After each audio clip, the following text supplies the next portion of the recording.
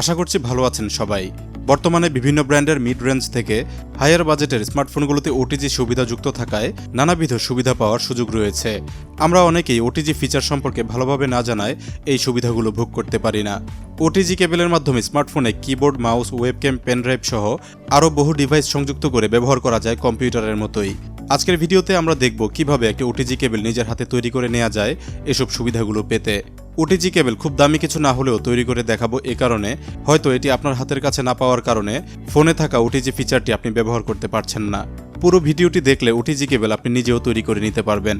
এজন্য প্রয়োজন হবে একটি ইউএসবি অথবা চার্জিং কেবলের মাইক্রো ইউএসবি পোর্টের অংশটি। এই অংশটি কেটে শুধু পোর্টটি বের করে নিতে হবে।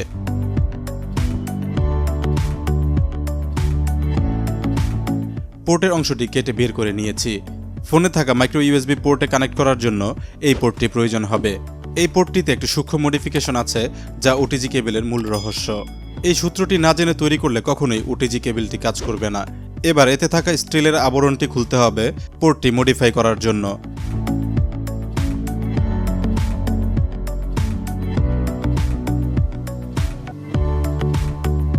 আপনারা দেখতে পাচ্ছেন এখানে 5টি পিন রয়েছে।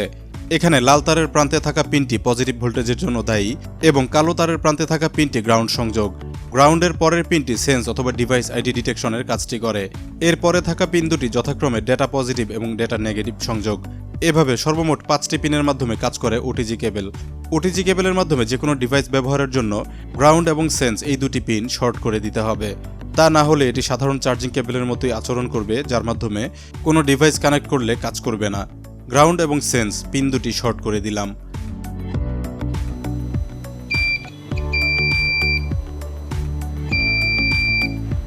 আপনারা দেখলেন মিটারে পিন দুটি শর্ট দেখাচ্ছে।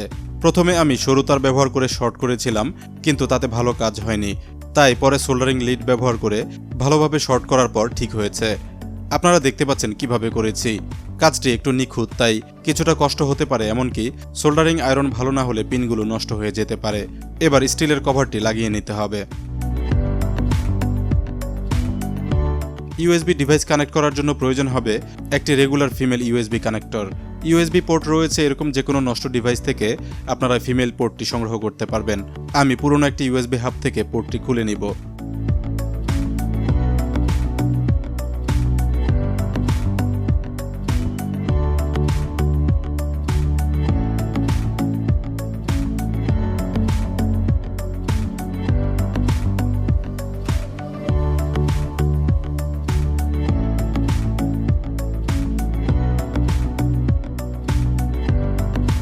ফিমেল পোর্টটি খোলা হলো।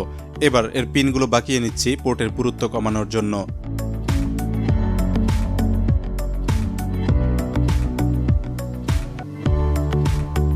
দুটি ইউএসবি পোর্টের মধ্যে সংযোগ দেওয়ার জন্য 4 তারের ছোট একটি ইউএসবি কেবল প্রয়োজন হবে। চাইলে আলাদা আলাদা তারও ব্যবহার করতে পারবেন, তাতে কোনো অসুবিধা হবে না। ভালো মানের তার ব্যবহার করলে ডেটা ট্রান্সফার রেট ভালো পাওয়া যাবে। এই তারটির সাথে পোর্ট দুটি সংযুক্ত করে নেব। ইউএসবি পোর্টের সাধারণ বিন্যাস অনুযায়ী তারগুলোর রঙের সিরিয়াল হবে লাল, সাদা, সবুজ, এরপর কালো। এখানে লাল তারটি সবসময় পজিটিভ হবে নিশ্চিত হয়ে নিতে হবে। এবার মাইক্রো ইউএসবি পোর্টের সাথে সংযুক্ত করব।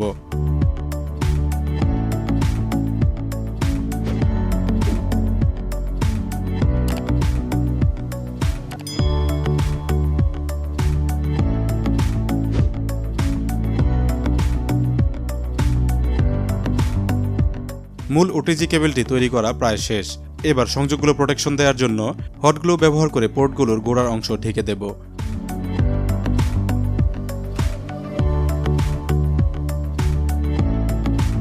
গ্লু শুকিয়ে গেলে তারের সাথে ম্যাচ করিয়ে নেওয়ার জন্য কিছুটা ইলেকট্রিক টেপ ব্যবহার করা যেতে পারে, না দিলেও কোনো অসুবিধা নেই।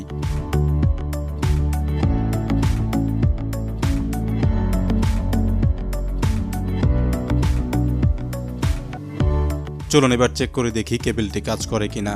ভোল্ট আউটপুট পাওয়া যাচ্ছে কিনা পরীক্ষা করার জন্য একটি ছোট ইউএসবি ফ্যান দিয়ে পরীক্ষা করব।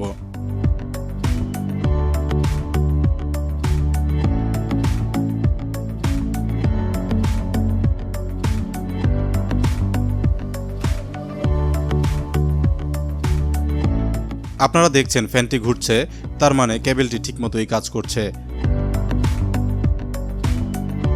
এবার ফোনটির সাথে একটি মাউস সংযুক্ত করে দেখব ঠিকমতো কাজ করে কিনা।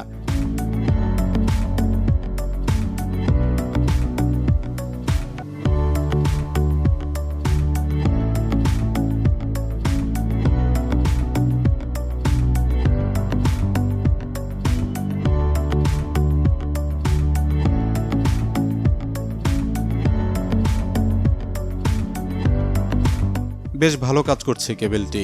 এই পদ্ধতিতে আপনারা চাইলে ফোনের সাথে keyboard, web camera, flash drive এমনকি পোর্টেবল হার্ড ড্রাইভ সহ আরও অনেক ডিভাইস সংযুক্ত করে ব্যবহার করতে পারবেন। রিসিভারের মাধ্যমে ওয়্যারলেস কিবোর্ড বা মাউস ব্যবহার করতে পারবেন নির্বিঘ্নে। একটি 32 জিবি ফ্ল্যাশ ড্রাইভ লাগিয়ে আপনাদের দেখাচ্ছি। আপনারা দেখতে পাচ্ছেন ডিভাইসটি কানেক্ট হয়েছে। ফ্ল্যাশ ড্রাইভে থাকা ফাইলগুলো আমরা দেখতে পাচ্ছি। আজকের ভিডিওতে দেখানো পদ্ধতিতে হাতের কাছে থাকা পুরনো কেবল ও পোর্ট সংগ্রহ করে আপনারাও তৈরি করে নিতে পারবেন এরকম একটি ওটিজি কেবল, যার মাধ্যমে ফোনেই ব্যবহার করতে পারবেন আপনার কাছে থাকা বিভিন্ন ধরনের ইউএসবি ডিভাইস। ভিডিও আজ এখানেই শেষ করব। আশা করছি ভিডিওটি আপনাদের ভালো লেগেছে এবং কাজে আসবে। ভিডিওটি ভালো লাগলে লাইক ও শেয়ার করবেন। চ্যানেলটি ভালো লাগলে এখনই সাবস্ক্রাইব করে বেল আইকনে ক্লিক করে দিবেন।